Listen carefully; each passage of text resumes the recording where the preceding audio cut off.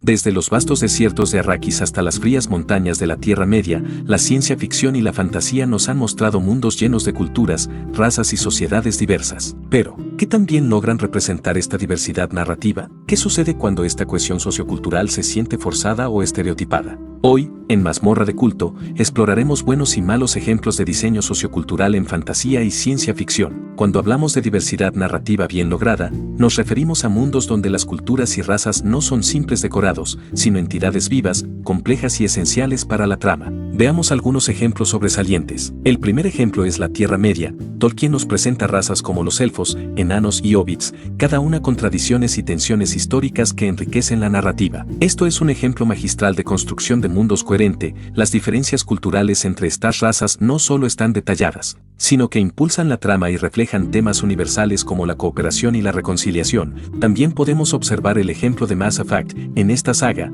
el diseño sociocultural es crucial. Cada especie alienígena, como los Krogan o los Asari, tiene una biología única que influye en sus valores, conflictos y relaciones con otras especies. Esta cohesión intercultural permite explorar dilemas éticos y políticos de manera orgánica. En lugar de sentirse como simple diversidad por cumplir, veamos el ejemplo de Avatar. La serie sobresale en representación narrativa. Cada nación elemental tiene una cultura cuidadosamente diseñada, desde su arquitectura hasta sus filosofías. Esta riqueza cultural no solo crea un mundo inmersivo, sino que también es esencial para los arcos de los personajes y los conflictos globales de la serie. Sin embargo, no todos los intentos de diversidad narrativa logran el impacto deseado. A veces, la falta de profundidad o el uso de estereotipos pueden perjudicar incluso las ideas más prometedoras. Proponemos aquí algunos ejemplos donde el diseño sociocultural falla. Como primer ejemplo de impactos no deseados tenemos a Bright. La premisa de mezclar orcos, elfos y humanos en un mundo moderno suena interesante, pero el diseño sociocultural es superficial. Los orcos son reducidos a estereotipos de pandilleros, y los elfos a caricaturas elitistas. Esto no crea una cohesión intercultural genuina, sino un retrato simplista que deja mucho que desear. Otro ejemplo puede ser en Star Wars,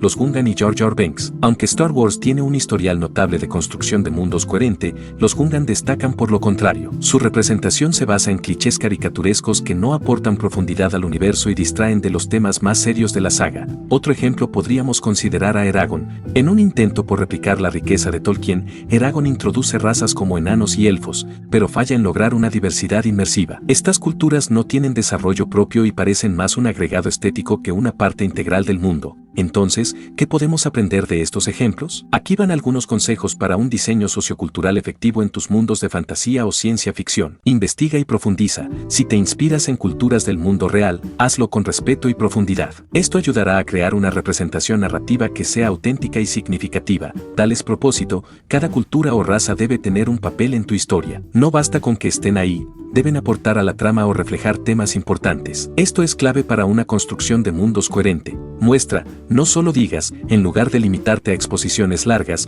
permite que las culturas hablen por sí mismas a través de sus costumbres, relaciones y decisiones en la historia. Así lograrás una diversidad inmersiva. Evita los estereotipos. El uso de estereotipos simplifica y empobrece la narrativa. En su lugar, busca la complejidad y el matiz para enriquecer la cohesión intercultural de tu mundo. Un buen diseño sociocultural no solo enriquece los mundos que construimos, sino que también nos invita a reflexionar sobre nuestra propia realidad.